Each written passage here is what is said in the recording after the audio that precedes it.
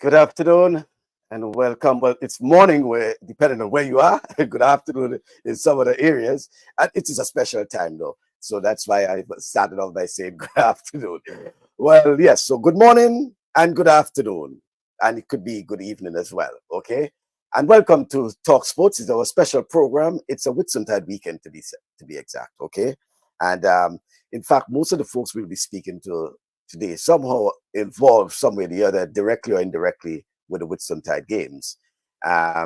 So we have the minister who will be joining us in momentarily. We have the coordinator of sports who will be joining us. We also have the assistant coordinator who is expected to join us at some point at the other. And we also have the coordinator of youth, Ms. Perryman, who also expected to join us because we're speaking on a number of issues as it relates to sports and youth development. And, you know, it's sort of tangled in a way.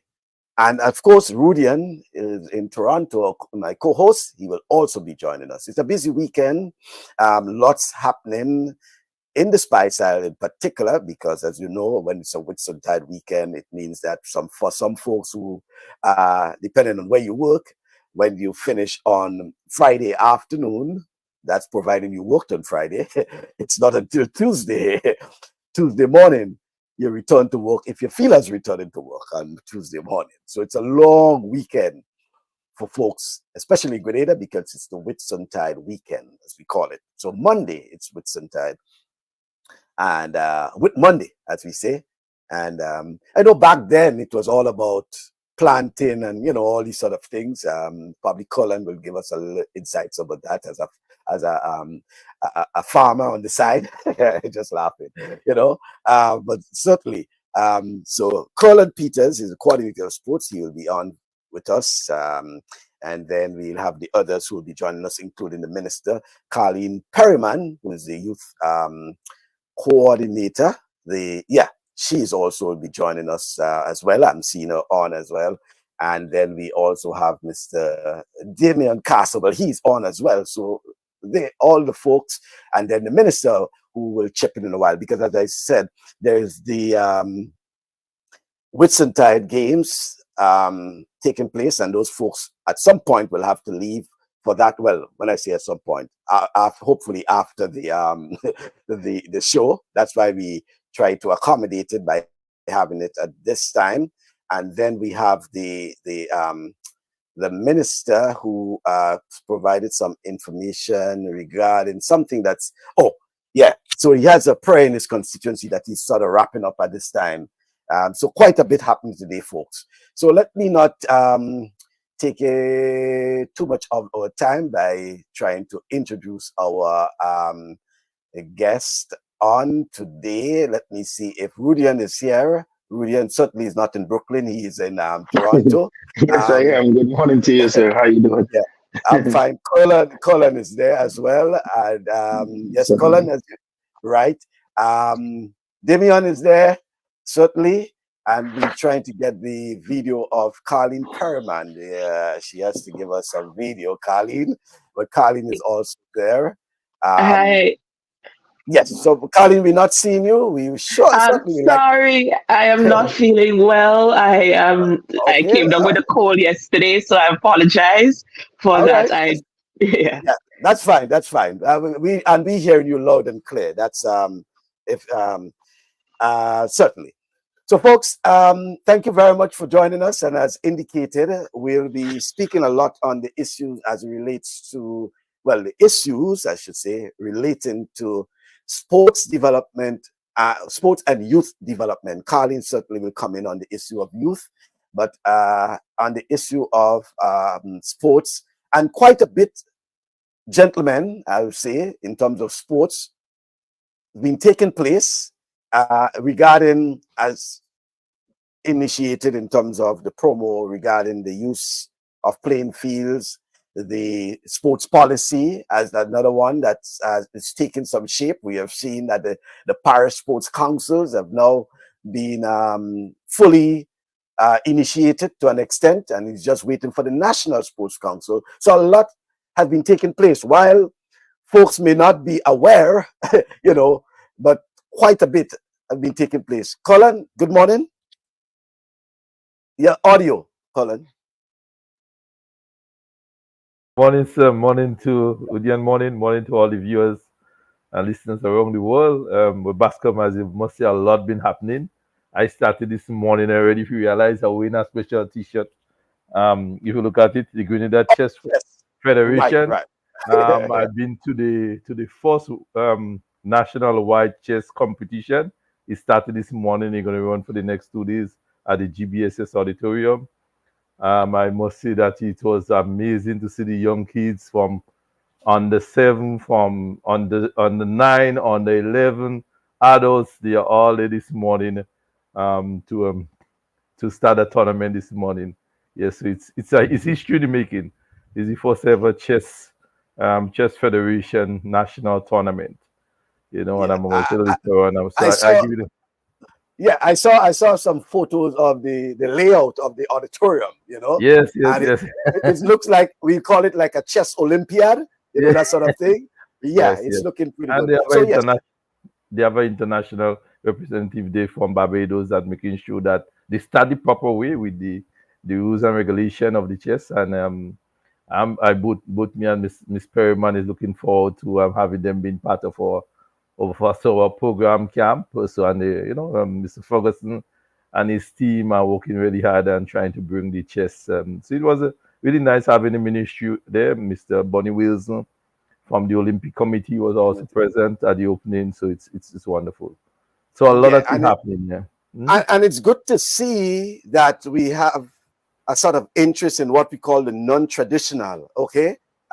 Yes, it's a lot about a focus on the athletics, the football, cricket, etc. But you know, the chess and others that you know, youngsters can use their intellect, their mental, you know, intellect. I think for this couple of months in the ministry, we have been getting a flood of interest from new, and it's not new sport, new to our region, and even sometimes new to Grenada, where people are interested in bringing the sport here to introduce it to the school, to the community. Because I always say, if you are still international business, and if you are talking about expansion, we have to go to new sports, new and developing sports. We are looking at the mixed martial arts people are trying to get the act together with a launch, and and so we want to grow in all sports and want to show the support. So this is where the policy of our sports and physical activity come in, is where we each sport in federation and association could get the support and could get equal support, you know, for the growth of the sports. Because I don't know, in track and field, someone is basketball. To us, all our sport is the best in the world. Cycling, the guys are doing the racing, the car racing, the golf, and then we could have an individual here with that talent. Unless we don't give them that opportunity to exploit, we will never know. So including bodybuilding, right? Including bodybuilding with Damian and his team, and his team. That just returned from Barbados with the fitness aspect of it, and we see a female competing and doing well. And with we have to go out and promote these sports in the ministry and all these sports so that we can grow and go equally. Good morning, Patricia Walcott, Kim Fullerton, Donna Isaac, Roger Duncan, Gordon, Bonnie Julian, and others, just to name a few. Thank you for your comments on it. Let's kick it off now with the issue of the I don't know who you want to talk about regarding the covering issues from the use and the maintenance of playing fields, a critical issue that basically falls under the armpits of the ministry itself, and it has been a bit contentious. You know, I know a lot of things have been said about the use and maintenance of playing fields. Who wants to comment on that? We have Mr. Castle, Mr. Damian Castle, that is purpose here. He's the assistant coordinator of sports with direct responsibility for the fields. And so he will address that, because I know he's in the stadium. He's also a coach. You know, Damian from Boca in the 800 meters. He can't run 800 now, but he's been working hard and coaching, and he's an additional member of our staff, and he's young, and he's running real hard to make sure that we address some of the issues of maintenance and usage of field. So let's go, but check out Colin threw him under the bus, 800 meters. You're not sure if he can run at 800 meters. Blah, blah, blah. Yeah, we fully will. Damian, good morning. And yeah, you unmute yourself and let's hear from you regarding the use of and the maintenance of playing fields. Good morning and thanks for having us. The use and maintenance, in order to use the fields, one has to first do an application. That application should be sent to the ministry, directed to the permanent secretary, Ministry of Youth and Sports. You would state in that application all of your information, the date, the field you want to use, the contact information, email and number, so that the persons can get back to you with a response. If it is a non-sporting activity that would last for 1 day, that application should reach the ministry 4 weeks prior to the event. If it is a non-sporting activity that goes beyond a day, that application should reach the ministry at least 6 weeks in advance. Based on the field that you want to use, there might be applicable fees. So we have minor, we have secondary, and we have major fees. With the minor fees, the fees can be from $200 to $2,000, secondary $300 to $3,000, and the major fees $5,000 to $15,000. Once the application would have been processed and it was approved, you would get back a response with all the do's and the don'ts. And there will also be a contact number for the relevant person who is responsible for that fee, so that you can contact them when time for setting up and so they can guide you as to where you can and where you can't set up stuff and so. Why the ministry decided that there must be such a sort of policy regarding the use and maintenance of the fields? Why? That will help to guide persons as to the proper use and what they do and they don't do. Also, it helps us to manage better the reservation system, so in that we wouldn't have clashes with two persons having an event at the same field at the same time. So all of that helps with the management and organization of these fields.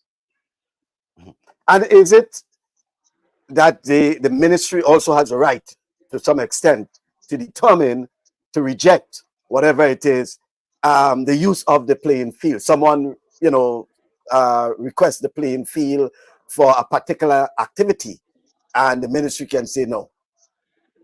The ministry reserves that right. So once you do the application, we go through the application. If there is additional information relating to that event, we'll reach out to the persons to get that additional information to satisfy the understanding as to what the person really looking to put forward. And if it is a case where we cannot accommodate it, so then the application may be denied. Okay, Rudian?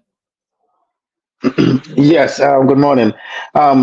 Quick question. So the fields need to get a permit, because it is a permit now to have use to the field.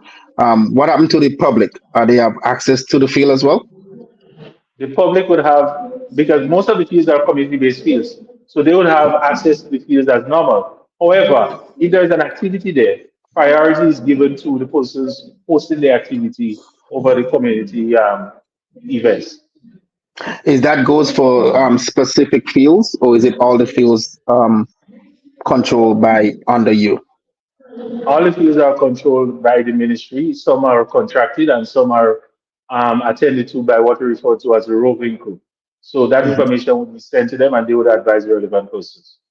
Okay, so let me ask you one. For example, the Montmorris playing field, as an example, how do you, which has been probably managed and maintained, if I'm correct, I'm not certain, you will probably give us the details, by the community for many years. How do you deal with a process like that? Right, so it's the same process. Yes, it is managed by, they are contracted, the Montmorris Development Organization. They are the persons responsible for that field. The application comes to the ministry likewise. It has been processed, and the response, once the applicant gets the response, the persons who are responsible for the field, they are CC'd onto that email, so they would know who has to use the field, when they have to use the field, and so. Okay. What consideration do you take in terms of the field? Because sometimes you have fields that have prominent fields in some parishes, and then you have activities taking place like some set of soccer events. You guys take that into consideration as well, because some fields do get damaged based on the amount of people that's on it and the things that get done on it. Do you take that into consideration as well? All of this is taken into consideration. Normally, what normally happens? The person who's responsible for the field, they would do what you call uh, they would do a walkthrough with the Yeah, organizers to assessment. ensure that Yeah. everything is okay. And after the event, likewise, they go back and they do that assessment. And if there are damages to the field, the promoters, the organizers of that Have to event, pay. they would also bear the cost to repair the field. Okay. Okay.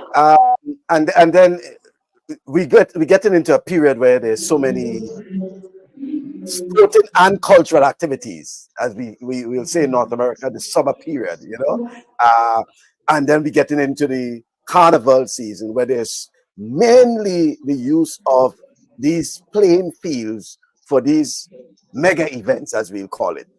How do you be able to manage the availability of playing fields for sporting activities as well as these cultural activities?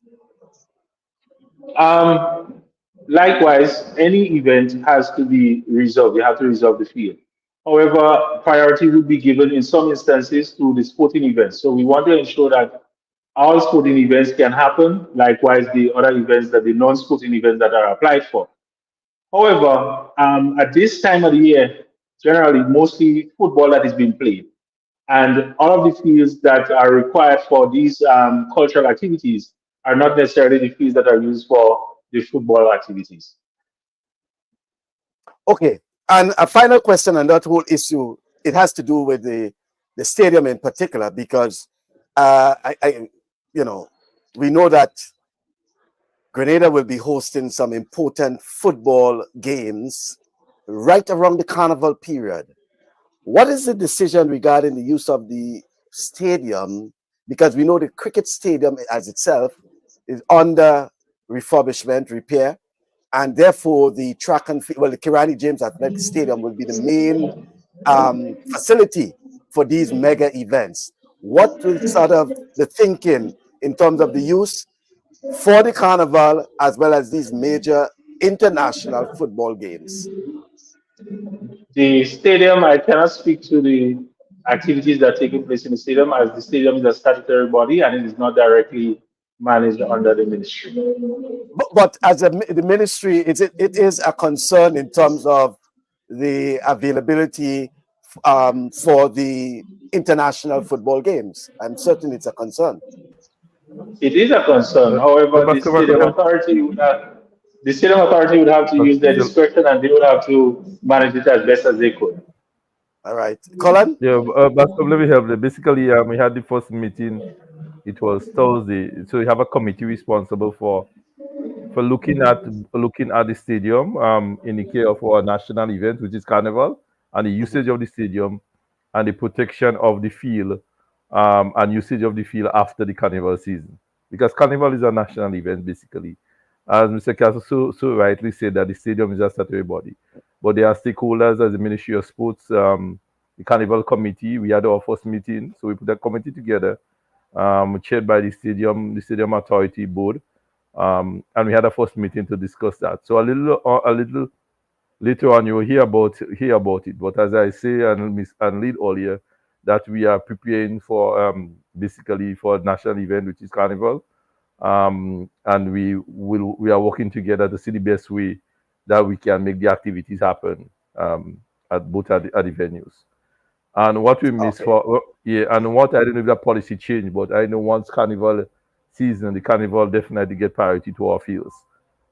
So we definitely have to look at that if the policy have changed. But a committee have been put in place with stakeholders, and we are looking forward to see how we could make sure that we have all the activities. But if you look at the national stadium, we keep running around it. We definitely have to do some resurfacing of the grass track at the QNA James Stadium.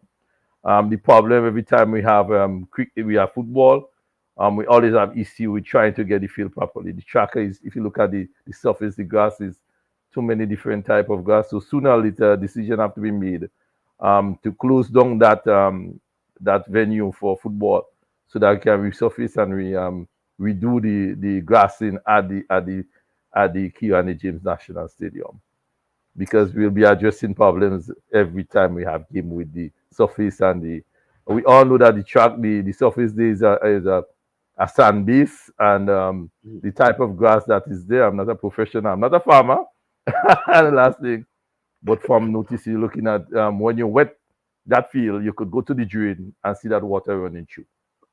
So that definitely, and the type of grass that was planted there at the original plant, it was one that does not run. So it's a couple of things you have to and over the years, maybe one of my fault too. When you have to do some patching up for a football, we run and we take grass from Vendome all over to patch up that run. So when you look at it, it does not look good. We are facing one of the issues. We are facing a drought emergency in Grenada with the water shortage, and we are trying to address and prepare for the game next week in June at the stadium, which is a challenge, but we are making sure that we pass. So it's a continuous discussion with a committee in place to address it and to take decision for the long-term benefit of the usage of the area. But certainly, isn't it? Because it seems like it's becoming a financial burden. If every time there's an event on the field, then you have to look at fixing it, and I know it's not cheap, because I've listened to some people out here in Canada, when they have to fix the field, it is not a cheap thing to do. So should not look at other events, other places that can host some of these other events, and just leave the stadium for a sporting event? Is that have that ever been a concern or talk that you guys talk about? That is always a concern. But we have to listen to. We're not the decision maker on that. There's a board in place. There's a committee in place. I'm a track and field fan base. I've been there every day with the company resurfacing, and I wouldn't support anything happening there. But there is a bigger picture, and their national events and their committee, and then their decision to make. So as we work as a committee to address it, to make sure that everybody and happy with the end results, and to give the support to all that is needed. Okay. Let me give you guys a little break for a while. Miss Perryman is on, and I want to hear from her. Ladies first, gentlemen. Miss Perryman, I wanted to speak to us about the National Youth Agenda. I know sports have been at the forefront of many of the activities in terms of the policy, etc., but certainly there's some work going on with the youth agenda. Share with us what's happening in terms of the youth agenda.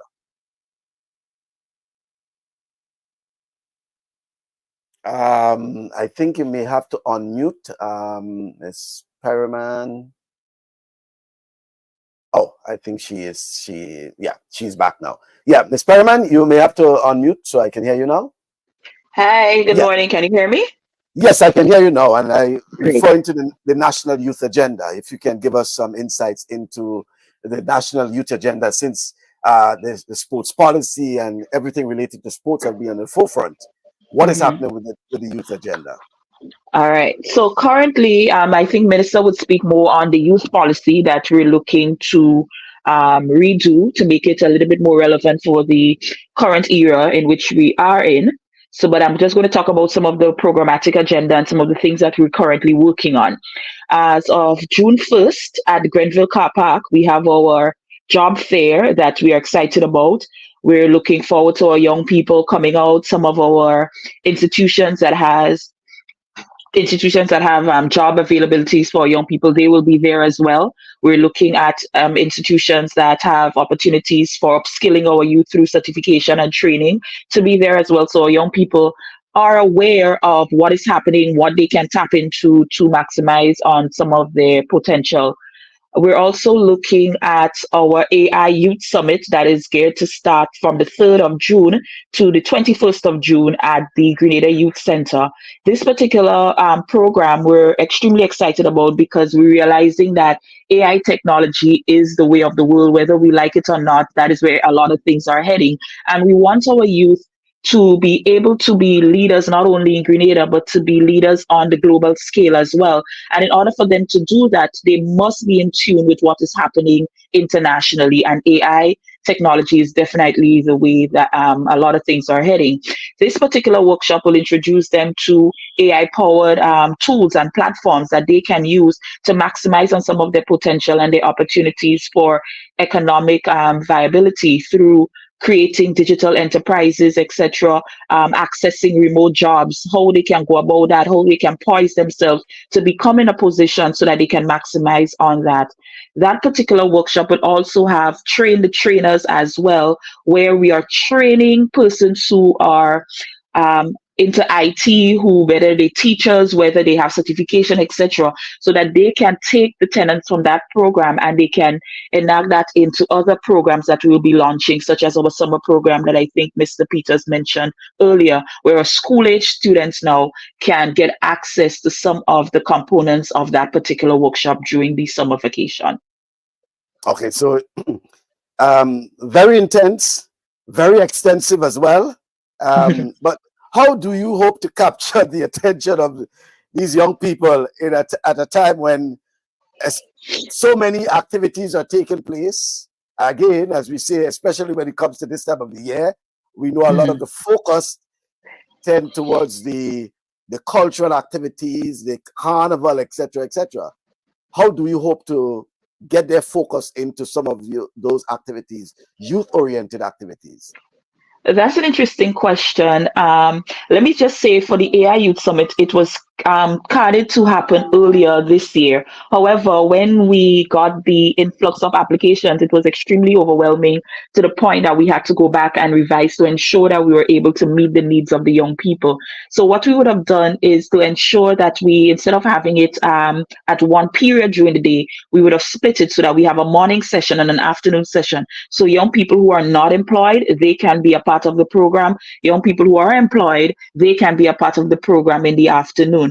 Now, despite the fact that, it's a period of a lot of activities, etc., we are offering something that is unique, that has a niche market. And what we're realizing is that young people have a way of, once they're interested in something, they make the time.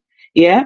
And this particular program, I feel, because it's the AI, it's things that they're accustomed to. This is their world that they're living in, to get a better understanding of it and how they can maximize their potential and their opportunities by utilizing these tools. They are extremely excited.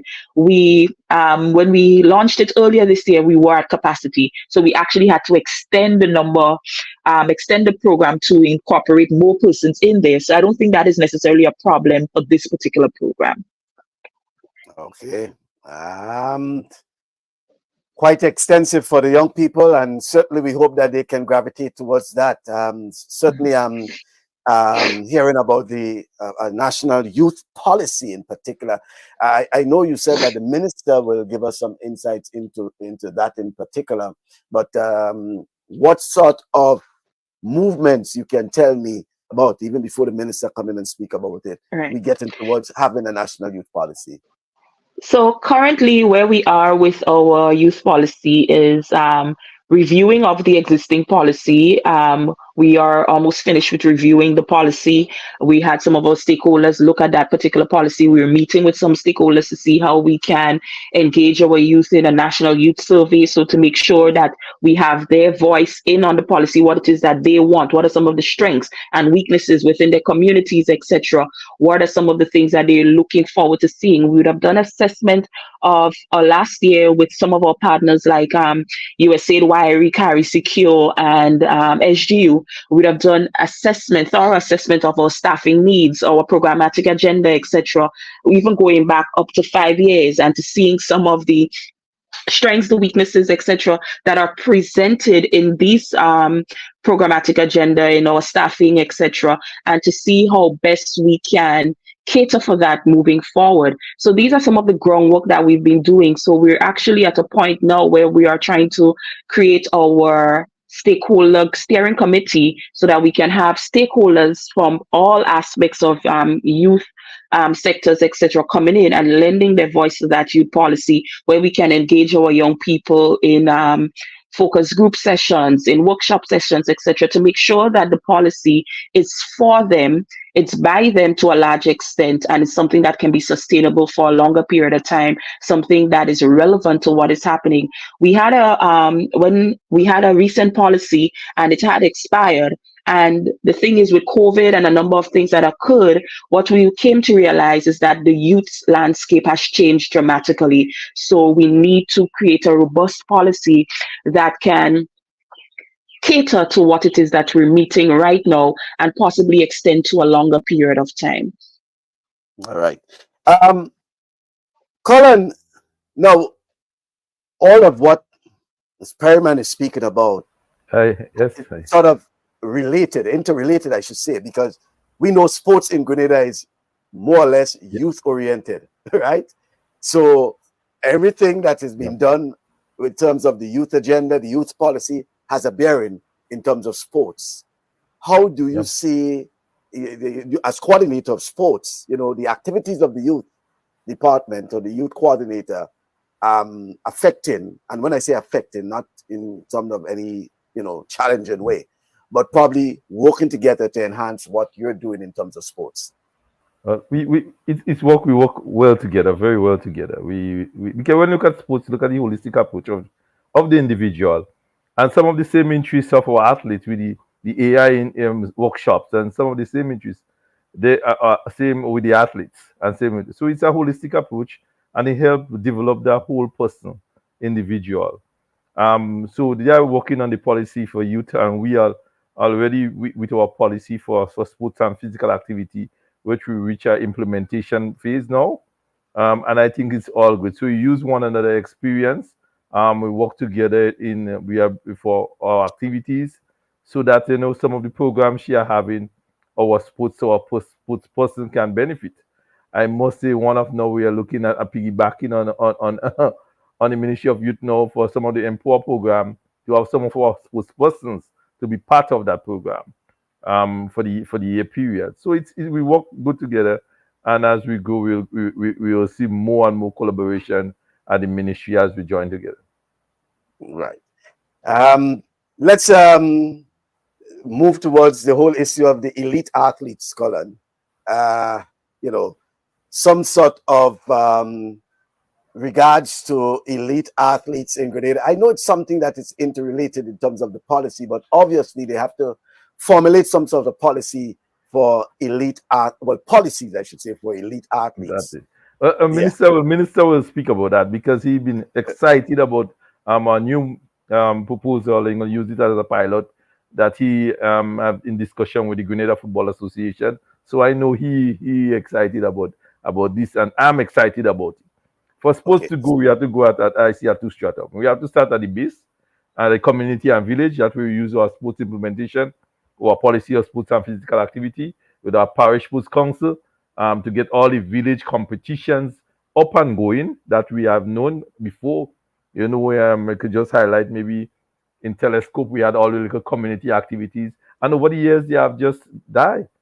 And what the policy will make sure that, and the community, the parish sports council will make sure that they have the budget, they have a schedule, they have the support staff for all those community activities. So we'll go from the bottom, and we talk on top now and give them the support. So when they reach to the top, now we minister going to speak about with the elite program and the elite support. I don't want to take his smile started, and the elite support. We could perform well at the international market. So the minister came in at the right. Yeah, he came in at the right time, to grace us with the issue of the elite athletes. But Minister, thank you for joining us, and I did apologize. Well, when I say apologize, I said you will join us, because so many things happening on this beautiful, may I say, we're in North America, Rudian, but should we say a beautiful weekend in Grenada? Yes, correct. Right, and thank you once again for joining us. As I said, and I mean, so many things happening at your constituency, at the stadium, because I see Damian is at the stadium. Someone just peeped in the back a while ago. You see him probably in office or something like that. So a lot's happening, you know. And we heard from Damian, Cullen, and Carleen in terms of the various aspects. And you came in at the time when Cullen was, you know, well, introducing you, I should say, on the issue of the elite athletes. But first of all, how things, Minister? Care to find few scattered showers. All right, good to know. So in a nutshell, quite a bit has been happening in the ministry as you know, the guys and the lady have been breaking it down. And while may not be out publicly in terms of all that's happening, a lot's happening in the background, as Carleen explained, in terms of the youth agenda, formulating a youth policy, all these things. You know, give us a sort of summary of what, since you got into the ministry, some of the things that have been taking place and, you know, some of the progress that have been made. Well, I think my colleagues mentioned some of the things from a programmatic and I'll just mention policy, but from a programmatic agenda as it relates to what we have been embarking on. Michael, you as well as I know that the youth and sporting industry or sector is an extremely dynamic one across the entire Eastern Caribbean, and I would go out on a branch to say as well across the entire world.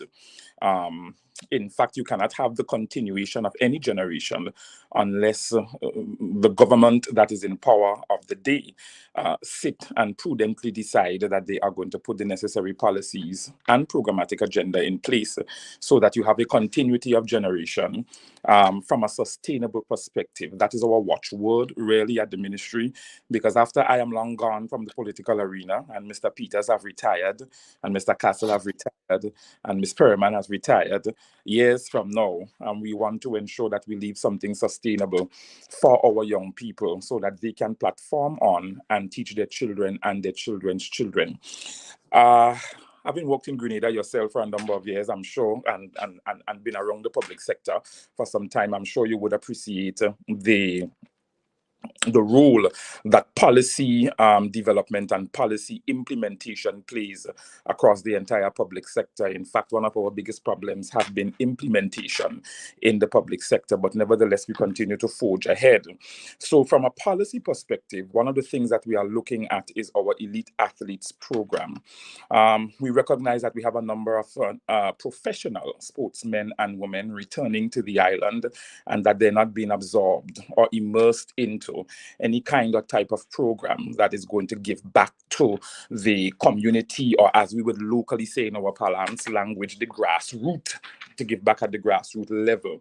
So what we want to do, in fact, this year might be one or two of our Olympians' last Olympics performing tentatively. So when they return to Grenada to give back to Grenada, we want to ensure that there is a policy and or program that speaks to elite athletes and how they can give back to our secondary as well as our primary schools and the communities on a whole, and build back many of our grassroots sporting programs from that level. You have a number of associations / federations who are like cricket, football, netball, who are beginning to build back the grassroots programs in the various communities. I just passed a number of children between the ages of, let's say, 7 to 11 in the Boucheju pasture in various groups, and they're kicking ball like they're mad. So you do have these federations and our associations seeing the need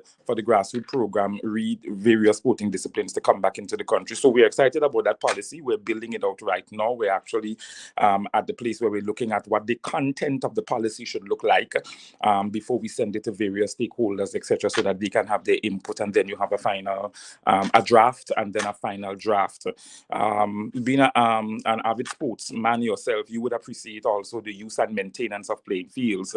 And over the years, we have had quite a number of challenges as it relates to the maintenance of playing fields, especially those that are within the community, strong sporting community areas. So Mr. Castle has the responsibility as Assistant National Sports Coordinator for the use and management of playing fields. And there are a few playing fields we have flagged for reconstruction. I believe they are in the category of minor playing fields that we have flagged for reconstruction, as well as those major playing fields that we desire to upgrade, relighting, reconstruction of the field, etc., so that they are at a particular standard, so that community sporting groups can have use of them whenever they have their training sessions and tournaments, etc.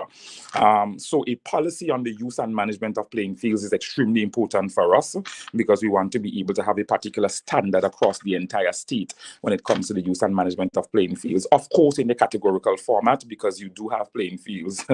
You have playing fields that are major, you have playing fields that are sub-minor, and then you have playing fields that are at a secondary level. So, of course, when they are categorized, the standards, there is a standard across the board, but there might be some specificity to a few of them based on the categories that they fall in.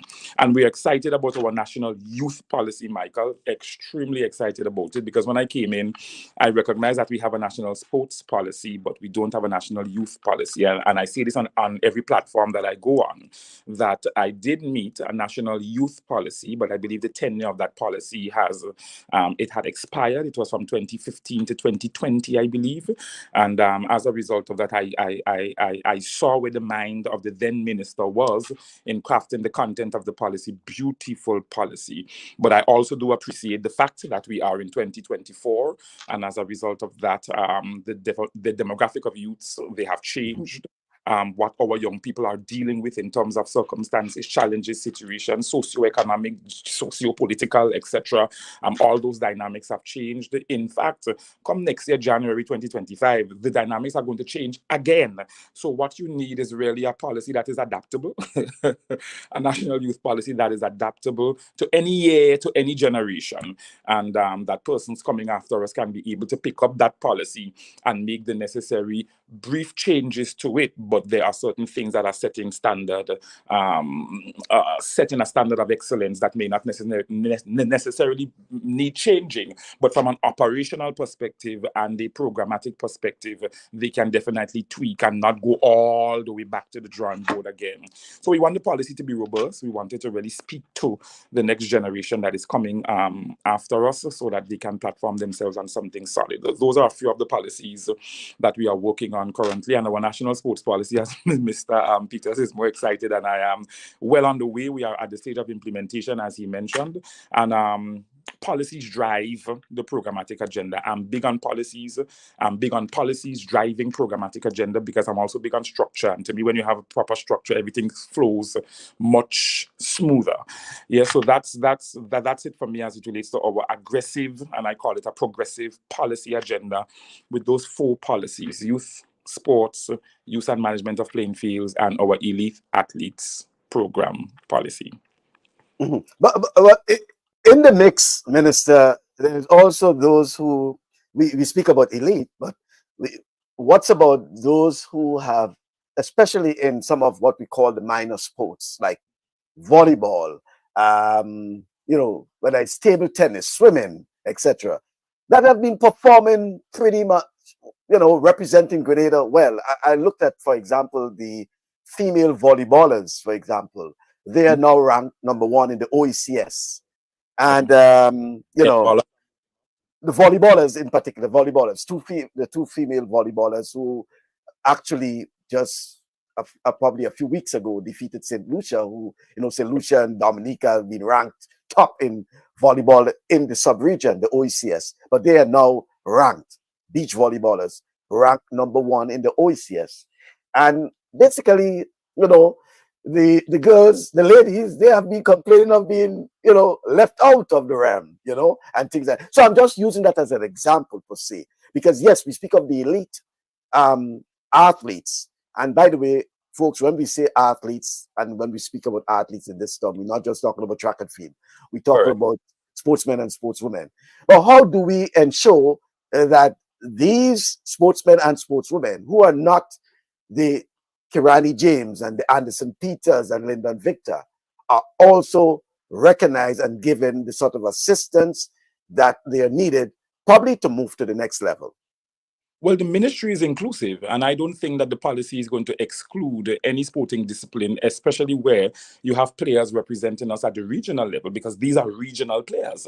So as a result, that the policy is going to speak to those players as well, being immersed into the program at a particular level. So I don't want the word or the terminology elite to just mean those who are way out there on the professional front, taking part in the Olympics, etc. But we do recognize the players who are doing astonishingly well on the regional level, and the policy will be inclusive of these individuals as well, because volleyball, netball, cricket, rugby, as we have now, we're not at the regional level with that yet, but when we begin to grow in those particular areas, the policy is going to be so adaptable and flexible to be able to envelope or embrace these sporting disciplines as well.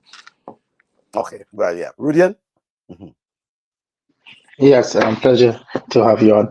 Well, my question was from not necessarily for the minister, but I have a question for Mr. Peters. How do the sports the challenge the sporting from schools to the parish council? How do you challenge that out to have more of that happening in the parish? Because schools, as we know, is not designed for sports. Yes, they play sports in school, but it's an extracurriculum activity. That's really what it is. So it's not designed for sports. So how do these, the new policy will challenge that out from the schools, parishes, into the parish? I'm very happy to hear an activity take place and then stronger. I'm very happy to hear you say that, because we have been getting some links right on center for unable due to time of school to have all the competition within school. All associations want the competition within school. Yeah. I've been saying that it is impossible. I coach in GBSS for 7 years, and I telling you that Mr. Ashby always remind me, because I'm a coach, I want GBSS to win everything. So my objective is to get my athletes out from school to train. And he'll remind me every day that school is for education.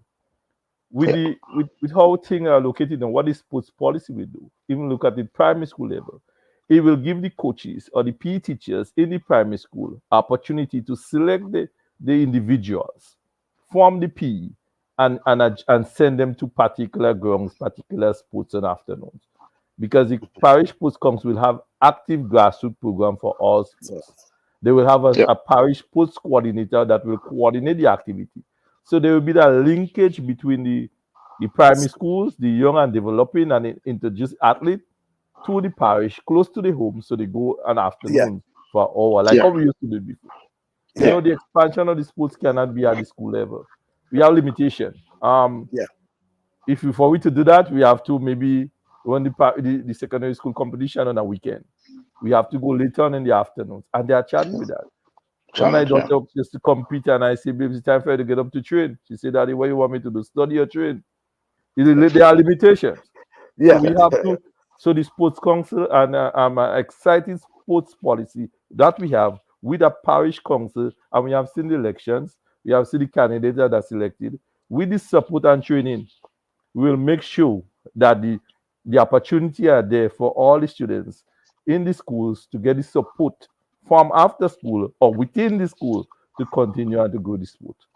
So here's a question for the minister now. Minister, how do you, as a Minister of Sports, together with the Ministry of Education, collaborate to see some of these coaches / teachers have some sort of level in the specific sporting area that they have? I think that sometimes is also lacking, because like I said, they are teachers, they are not coaches. So how is there a collaboration or something you thought about for them to come together to get, even if it's a level 1 or in a specific sport, or maybe all the sports in discipline there is? I think that would be something helpful, but I don't know if that's a plan that you guys are directing to. Rudian, don't try to throw any curveball at the minister. You know why? The minister is an educator himself, as a former principal. He will be able to handle that. Educator and former principal. Former principal. I really want to piggyback on what Mr. Peter said before I answer the participant's question. We already struggle to pack the curriculum within the various terms, far less to have sporting activities taking away our athletes from their class time or instructional periods for training. And I believe while educators or instructional leaders understand that these are our sportsmen and women at the various sporting disciplines in our secondary institutions, primary institutions to a certain extent, and we want them to be able to excel in sports as well as academics. I remember the GFA president saying a few days ago that we no longer have student athletes. We don't have students that are very successful at the academics as well as successful at balancing both academics and sports. Here we have either the purely academic student or the student who is purely sports and struggling academically, etc. So sometimes educators want those students who are excellent at sports but struggling academically to really get as much instruction time as possible. But you have the coaches down, etc., and say, you know what, it's time for training. We need him, we need her. They are an excellent athlete, or he's an excellent footballer, etc., etc. So it creates that kind of topsy-turvy dynamic in the school environment where the athletes are concerned. But to answer your question, that is something that we did speak about, and I know that in the next couple of weeks or so, a dialogue with education will ensue so that we can come up with a proper plan as to how we kind of make that progress with our teachers, especially those who are non-coaches, etc., and even those who are coaches, how we rescale and upscale. So I really do appreciate that reminder, because it was on the agenda, still is on the agenda, for a conversation for us to have with the Ministry of Education and the sporting department. And Curlin, just before I go, I know Miss Perry is not on.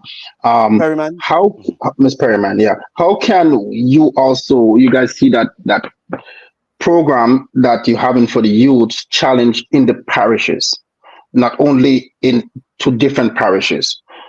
Because sometimes it's a challenge for the youth to get to go to Grenville for this event that they're having, or to go to St. George's. How can it be parish-wise? Is there a process for that to be within parishes? And then that you also could find stakeholders in different parishes that could support in that parishes as well for that particular event that you're having. I think Ms. Perryman is on. Ms. Perryman, you can answer it? Yeah. Go ahead, Ms. Perryman.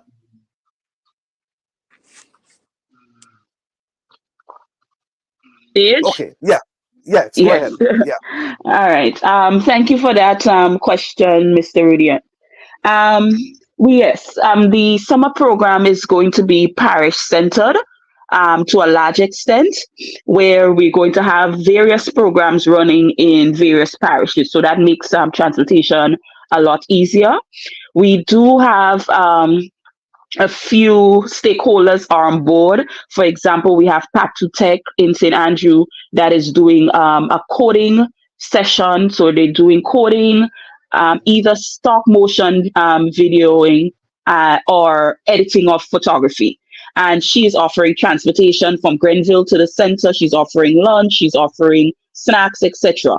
We are asking that if there are other facilitators who would like to partner with the Division of Youth and Sport to come on board, we would love to have similar program where all our young people can have similar advantages.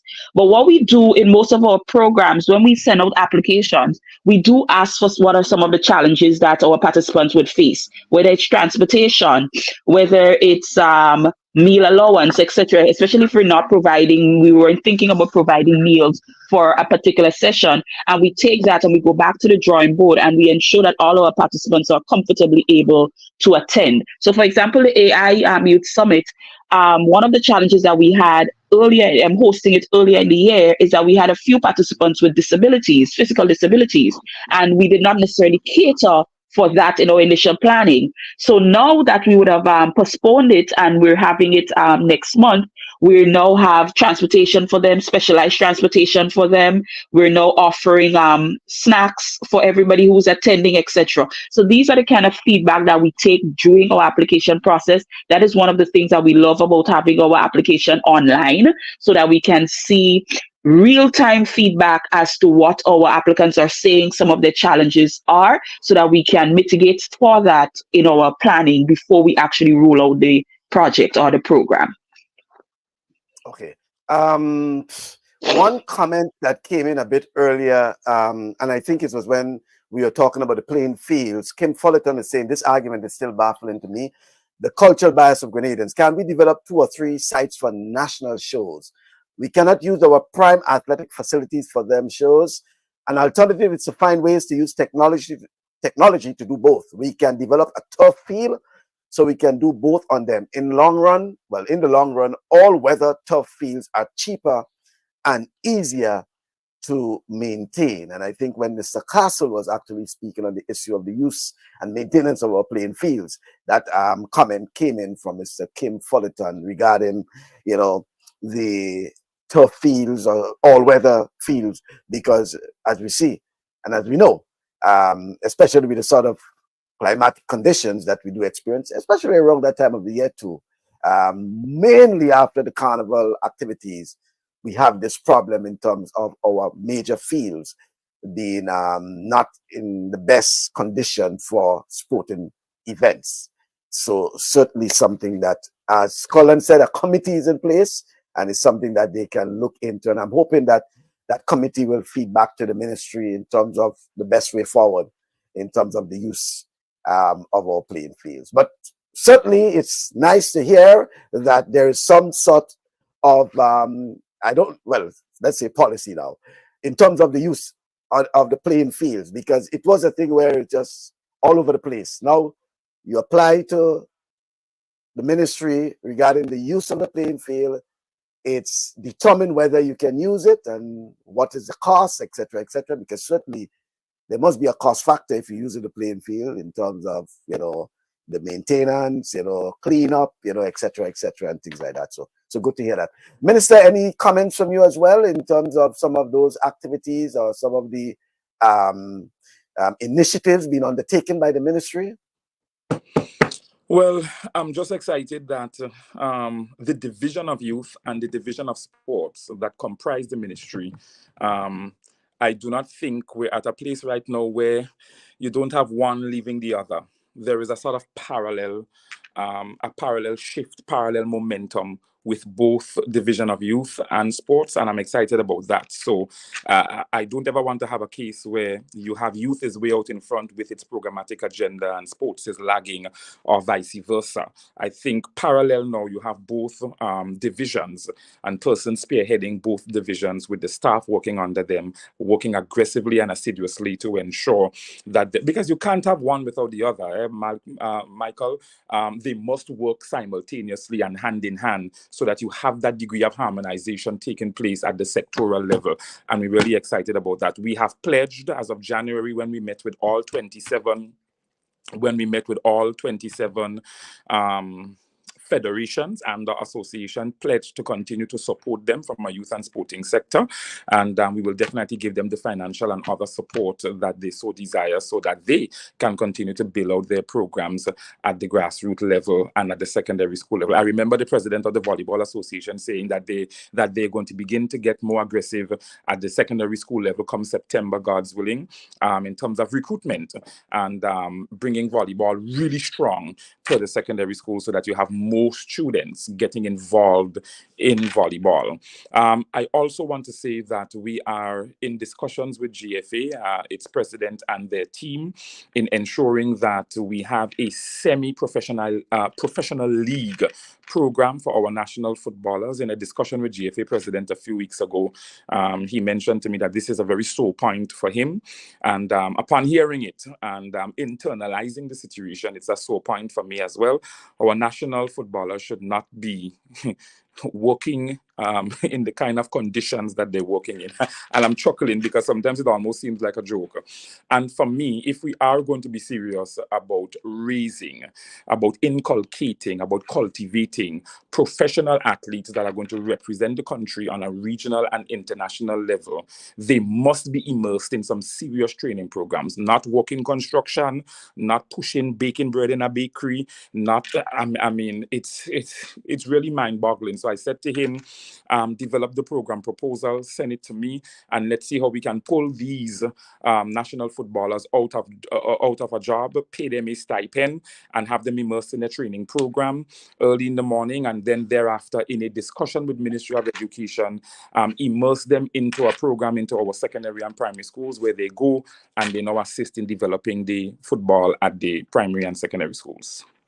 Yeah, well, it's it's certainly good to hear that, because it's always mind-boggling, as you said, how we expect our sportsmen and sportswomen to compete among elite, and when I say elite, the best of the world, and they are, basically, as we say, struggling balancing between competing and working, and they are actually, competing against those who basically look at sports as a profession, So they work and train as a sportsman and sportswoman, and yet we expect the best of our locals. So this is certainly, and I know there have been some discussions about these things before, but I'm happy to hear that there's some movement on that. Hopefully there's something where there can be a pilot program starting with probably our footballers, and then we can put other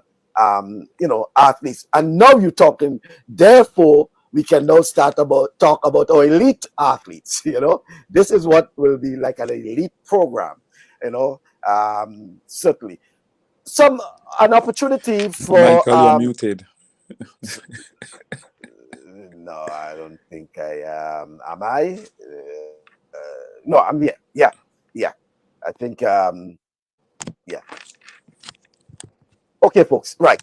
An opportunity for us to get some comments from let me see, from Carleen. We'll go with Carleen, Damian, Curlin, and then the minister to give us sort of wrap up. Carleen first, some comments from you on your youth agenda and things.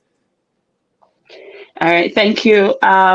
Just want to leave by saying that we're at the Division of Youth. We're excited about some of the programs that we have coming up. Just to mention a few, we have our youth ambassadors that are at the second stage of going through the application. I think they're setting up for interviews soon. These ambassadors would undergo some intensive training workshops when the final list is created by our independent selection committee, after which they will be launched to the public, and then they will go out into their different communities where they are expected to embark on projects and programs which we will be providing grant funding for within the various communities. We have our youth parliament program that we also extremely excited about. This right now we have our parish level parliamentarians in training for their sitting next month, after which they will go on to campaigning, because we will be having our national youth election where we are expecting all young people between the ages of 16 to 35 to show up to vote for who it is that they want to see represent their constituency at the national youth parliamentarian level. There at the national parliamentarian level, they will be expected to sit at the request of the House of Parliament on actual issues that the actual parliamentarians will be speaking about. They will give their concept notes to the parliamentarians who will then use it to guide the policy decision making, etc. They will also have access to grants to do work within their community, as they are going to be the representative of youth voices and youth challenges, etc., within the different constituency. So we are also excited about that. We are also excited about our primary and secondary school youth parliamentarians, because we're taking the parliament program at a grassroots level. Last year we had some extremely brilliant parliamentarians at the primary and secondary schools in St. Patrick's. So we're looking at that nationwide coming up in September. We're looking at Empower. Empower will be launched. Registration will be open next month. We'll be going to each parish where we'll be registering the young men for this particular program. There are some changes to the program to add some additional value to the program. So we are also excited about that. We have Youth Biz that we're looking to launch later on in the year, which again, after after assessment, after consultation with our stakeholders, etc., we have opted to add some additional value to the program to ensure that our young people make the best of this particular opportunity that the program has to offer. We have our youth leadership workshop coming up in July. We're excited about this program because this program is going to take executive leaders within the various youth organizations or youth-led organizations in various communities, and it's going to provide them with some additional training on various areas that they may need, such as PR and marketing, project management, risk management, etc., that they can now use to go back within their organization to implement youth programs that has additional value that our young people can maximize their potential while participating in these programs. So I just want to say thank you to everybody. I want to encourage persons who may have ideas, who may want to come on board with any of these particular programs that I mentioned, to reach out to us at 440-6917. We're always interested in hearing what you're saying. Come into the Division of Youth on the 3rd floor at the Ministerial Complex. Send your proposal to registry at sports.gov.gd, or you can visit our Facebook page, Ministry of Youth and Sports, or our Instagram page, MOYGND, and we'll be happy to hear from you and see how we can best partner with you to ensure that national youth development occurs in the best way possible. Very comprehensive, Ms. Perryman. Thank you very much, and I hope you really feel better, and looking forward to hearing from you again, because I know it has been a pleasure hearing from you. And should we say the youth, they are in safe hands? I believe so. Mr. Castle? Okay, the following groups are exempted from fees. So you're talking about non-governmental organizations, school sports, political rallies, church events. The fees do not apply to them. The application should be sent to registry at sports.gov.gd. The fields that we earmark for reconstruction, renovation, Pond Recreation Ground, Union in St. Mark's, Maran, Malmont, and Mamakian. These are the fields that are earmarked to redo for this year. Well, right. And Mr. Peters, I know you probably may head back to your chess Olympiad sometime this weekend. Yeah, I head back for the closing and give the support for the chess competition. I must say, in the ministry we are now preparing to host the primary school cricket tournament. The coaches have been out at the primary school and supporting in the teams. So we'll have a parish competition within the parish, and they will select a parish team. We have an aspect of it where we're joining with the Grenada Cricket Association, so we're executing that program. So our primary school cricket program is on and up and rolling, going very well. We also are coaches in the netball, doing the netball primary school program with the introduction and other competition. We are preparing to travel to St. Vincent for the Windward Islands Games. So we are in pre-selection stage with our teams to represent Grenada. We are the defending champion. I would love to say that upward. I'm prepared to leave next week for the meeting of directors sports in St. Vincent for the same tournament. So we have a lot of things going on, and we're also preparing to meet with all the coaches in the secondary school to sit down and plan the schedule for the competition for next season, which will start in September. And we are happy and excited and we try to roll out one of the summer program that will inclusive of all the sports, if it's at an introduction level. I also want to recognize we have a talent. I don't want to call that elite program. The cricketers, emerging cricketers, the Teddy Bishop, and them they train every day with Junior Murray and Leroy James, Atantin, all the others that made the Windward Islands team, and they are supported through the Ministry of Sports. So we are continuing at that level, and we've been, we asking everyone for the support as we continue to plan for the way forward. Right, certainly. Minister, yes, quite a bit happening, and I noticed when Carleen was speaking, as Perryman, you were basically shaking your head because I heard about the youth parliament and all these things. So quite a lot happening within that ministry regarding youth and sports.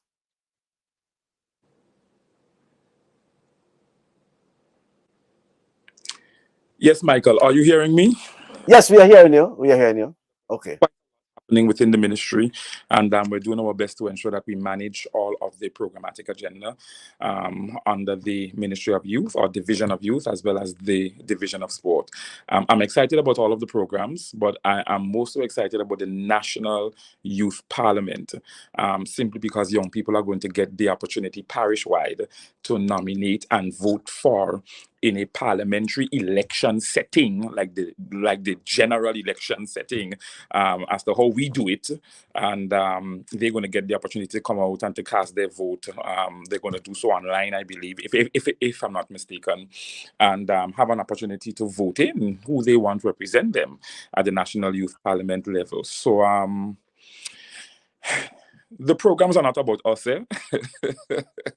It has nothing to do with me.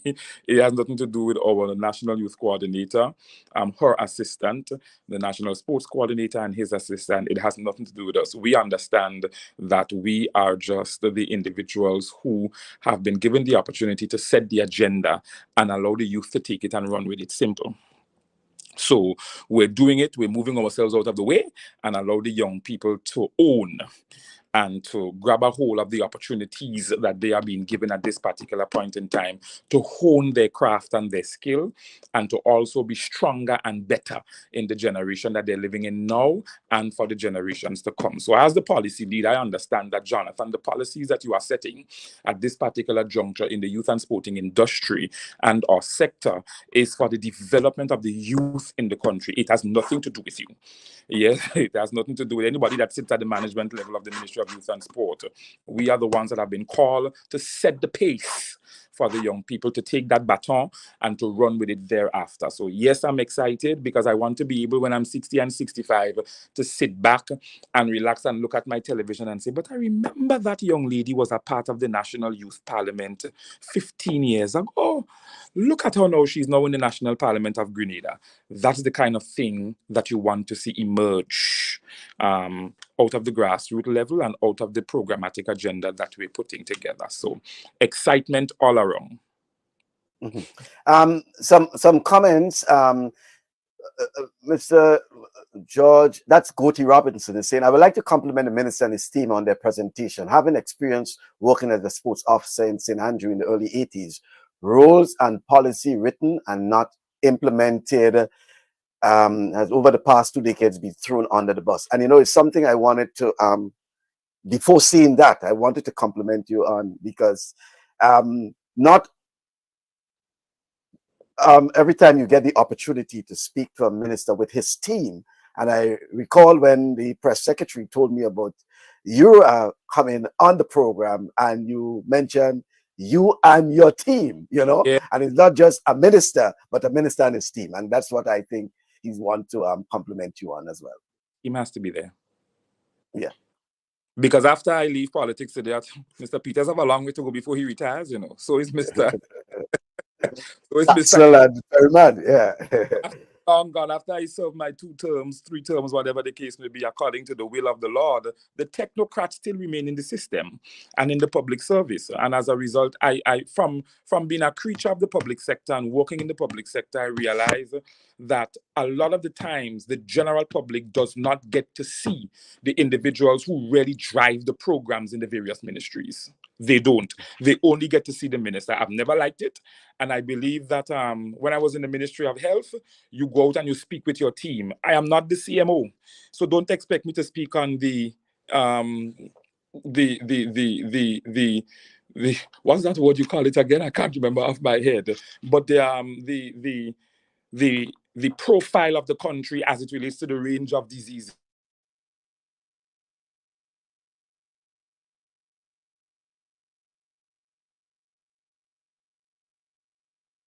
I think we may have just lost the minister. And I just think that from a policy perspective, the minister, well, for me, I speak to the development and the implementation of policy, and I bring my technocrats, my managers, and as a team, because this is not my approach. Mm-hmm. It's a team approach. And you have the technocrats speak on their areas because they own it. And at the end of the day, everybody knows Ms. Perryman is the National Youth Coordinator. She's working on the programmatic agenda of youth with her team in the Division of Youth, etc. So that's how we operate, and we continue to forge ahead like that. Right. There were a couple comments that actually came in. Grassroots coach, we are enhancing the institutional structures for sports, putting policies and procedures in place. But our time bound umbrella vision is unclear. Can anyone care to inform? Thanks to the Lady of Sports and you gentlemen, much appreciated. Thanks, Senator. Just some comments that I was reading on that came on the side regarding the program itself. Love these initiatives of empowering our youths. Love the initiative of empowering the youths. Minister, I thought your team, you and your team, brought a bit of energy and well, I should say renewed energy to the whole idea of sports and youth and sports development, I should say. And certainly from some of the comments I'm seeing there, it certainly has sort of triggered some enthusiasm, and we hope that, as you promise, that especially for the youth, come January 2025, we should see sort of some new direction towards our youth agenda. And I'm seeing it already in sports in terms of this, the sports policy and all these sort of things, because as Damien was talking about the use and maintenance of the playing fields, as a matter of fact, it is something that is also included in the national sports policy. So bit by bit, we are seeing the actual implementation of the national sports policy. Yes. I know sometimes we look at it as holistic, but with the use and maintenance of playing fields, it's part of the sports policy. So to some extent, even the lighting of the playing fields, for example, and we have seen quite a number of playing fields being lighted, is also part of the national sports policy. And I'm hoping, Minister, that sometime in the future, you may be able to come on again and we'll be looking specifically at the sports policy and all the intricacies that, regarding the sports policy, the parish councils, the National Sports Council, etc., etc. And I want to thank you and your team for coming, gracing us, and sharing some of the insights into the new agenda for youth and sports. Thank you, sir. Thank you very much. Thank you, gentlemen, and continue to have enjoy the rest of the Whitsuntide weekend. Thank you, team. Yeah. Okay then. Thanks. Take care. Thank you, All Malcolm. right. Yeah. Okay then. Thank you very much, folks. Certainly a pleasure having those folks here. Rudy and certainly hearing a lot from those guys, and I'm certain you are optimistic, if we can use the word optimistic, that that once what we are promised are instituted, that our young people in particular, because as we concluded, that sports in Grenada is basically encompassed with young people, right? Mainly young people involved. I'm looking at some of the photos and videos of the chess Olympiad. I'm just using that as an example. And most of them are young people. There's a Whitsuntide Games that's taking place at the stadium, and most of the athletes competing are young people. So therefore we have to ensure, as they say, that we put structures in place, we put policies in place to ensure that 5-10 years from now, there is something that they can, and you can't just leave things to perhaps this may happen or you have to put structures in place, certainly. No, most certainly. I definitely have to say, for this administration with the leader of the PM, like he spoke about the importance of the youths. He certainly put his mouth and his word in play, because his team is certainly putting the youths in a position to be successful. And certainly the youths are the future. If we don't, build them now and structure them and groom them and correct them, then we will be in trouble. And certainly they are not the youths of your generation or my generation. They certainly are different branch of youths. And and they fall in a time when this generation seems to be the worst generation of the worst generation of the worst generation. However, if we can put things in place, certainly we're hoping that we can grab that worst generation back into a positive. Because I can see, like I said, the way the world is designed and the way social media designed, it is really not for the future of the youths. It's really not. So you definitely have to, pull it back and put some things in place. And I'm extremely, extremely happy again with the administration, with the leader of the PM, pushing that agenda of youths in Grenada. Certainly. And it's all about giving them hope too, Yes. as you say, with all the challenges that they are faced with, it's giving them hope, and probably 10, 15 years ago, things were different, okay?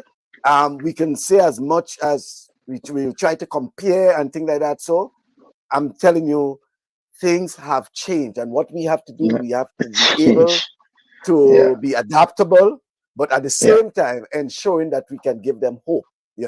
We may Michael, not be able to change everything. Yeah, it's. I mean, you're saying that. Talk about the youth. I mean, there was a track meet 2 weeks ago out here. I wasn't at it, so I'm just going based on what I was told. That a young man was running, and I think I would assume he came eighth, which he came last, and he wasn't happy. So he went to his car or a car, pull out a gun, and start shooting at the track meet. And you think about it, and say like, what the generation. It's like, there's school kids there is teachers, everybody just have to, how we get here? How do we get to this point, right? And if we don't, challenge that and put those things in place for the youths, the direction wouldn't be good. And for us, we hope to retire in Grenada. They are the future. They are the one we have to be at under their mercy when we want to retire in Grenada. To make sure that the health system is in place and everything is working properly. Because home is always going to be home. If we don't set the things in place now we're not doing it for them.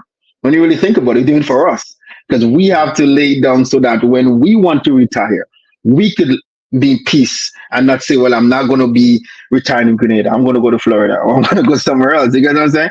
We want to retire home. So we have to put these things in place for them now. So I'm extremely happy with the direction they are going. The minister he certainly have a lot on his shoulder, but his head is on his shoulder. His head is on his shoulder. He's a lot on his plate, but his head is on his shoulder, and he's positive about it, and he's excited, and that's what you want, when someone is so excited. As I see him, I can see the excitement in him, and I think he and his team could make some things work, definitely. Yeah. And the encouraging thing that I notice is working with a team, and if you're working with a team and it's not sort of one-manism. And working as a team, I think you will get a lot done. You delegate them responsibilities, as you have the coordinator of sports, but then you have the assistant coordinator who is responsible for the playing fields, for example. So his thing is to do specifically with the playing fields. The minister deals with the policies and the linkage between cabinet, and all these sort of things. And you have someone for youth. All these sort of things, and working with a team, I'm certain. Definitely, and the feedback is always good, because they're going to be negative feedback, they're going to be positive feedback. It's how you accept it. You have to accept it, because what might be negative to you could be a positive. You just have to listen. Sometimes it's very important to listen, and just whatever the person is saying, something in there might be something that can be changed, and I'm certain there are people who probably never knew that there was someone directly responsible for you, like a youth coordinator. They were hearing from the youth coordinator, and hearing, in addition to that, so many activities that are planned. Taking place. So it's up now to the parents, to the various communities, the churches, to get them out, their people involved, right? And I'm hoping that through the ministry too, there can be an outreach, probably to the schools as one before they as one. I certainly didn't want to mention that. I wanted to ask that if the schools was going to be a part of the youth, which is supposed to be I'm seeing some of the Yeah. activities. Or after Yes. school program in the school. Yeah.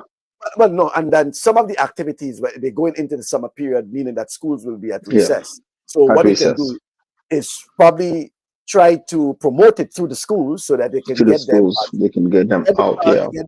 You even use the parish councils, the newly formed parish councils, you know, Yeah.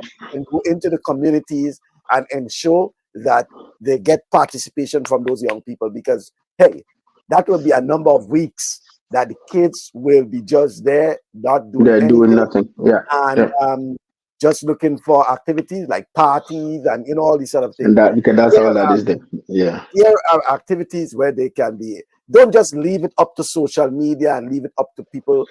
You hope that people hear about it and know. You have to reach out to the young people, right?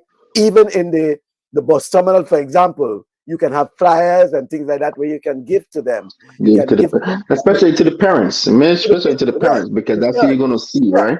They'll be yeah. on the buses, they'll Give be it to the, going right. different Give places. it to Yeah. the parents and things like that. So have some of them available in supermarkets, in the bus terminal, in the various points of interest where you can get them to participate in these series of activities. And in a way, sporting activities as well, and things like that. So, but thanks very much to the minister and his team. Thank you very much, Rudian, as per usual. And No, most definitely. And Michael, one of the things I'm extremely happy, and sooner or later we will bring the parish councils and them, at least the president, vice president, the chairs on for several ones to hear what their plans are, certainly. But I'm extremely happy to see that, almost, I think it's every parish now. I think we have seen every parish now is locked in. That has a selection board now, which are really, really, really happy to see that, because they're going to help certainly drive the youths and sports in the various parishes. So I'm really happy to see that. In the near future, like I said, we're going to have them on, speak of the different things. I actually was speaking to one of the chair from the St. Patrick's one, and he was certainly letting me know of the views that they have going. I think it's really, really good, not only for the youths, but also for the elderly. There is a program for the elderly as well, which is very, very important. So I'm excited to see the future of that. So definitely thank you again for having me on.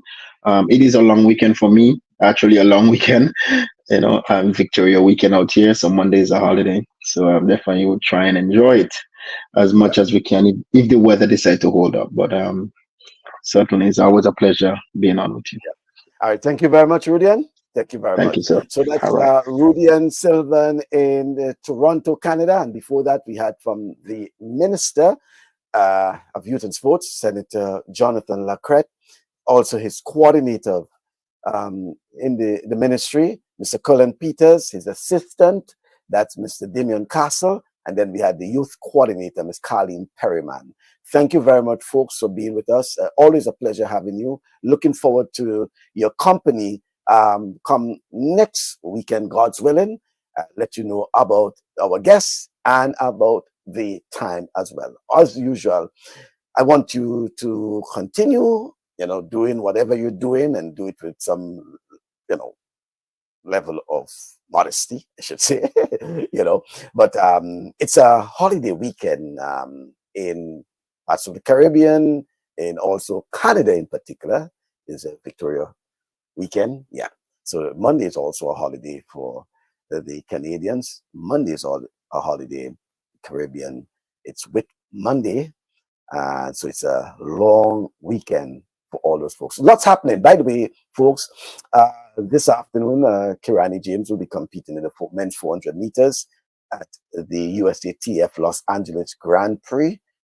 Kirani is running out of lane number 6, and he will have, Michael Norman, the American champion, who will be right next to him. It's a loaded field though. And it will be his second competition for the season. He started off in the Bermuda Grand Prix, also a USATF event that was 2 weeks ago in Bermuda, in Hamilton.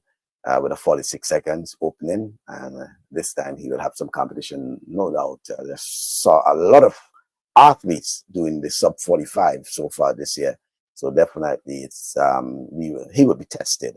But I guess as much as part of his strategy in getting himself ready for the Olympics as well. So it's not a matter about finishing first, or you know, it's just making sure that he stays healthy, and he gives a good performance. Okay.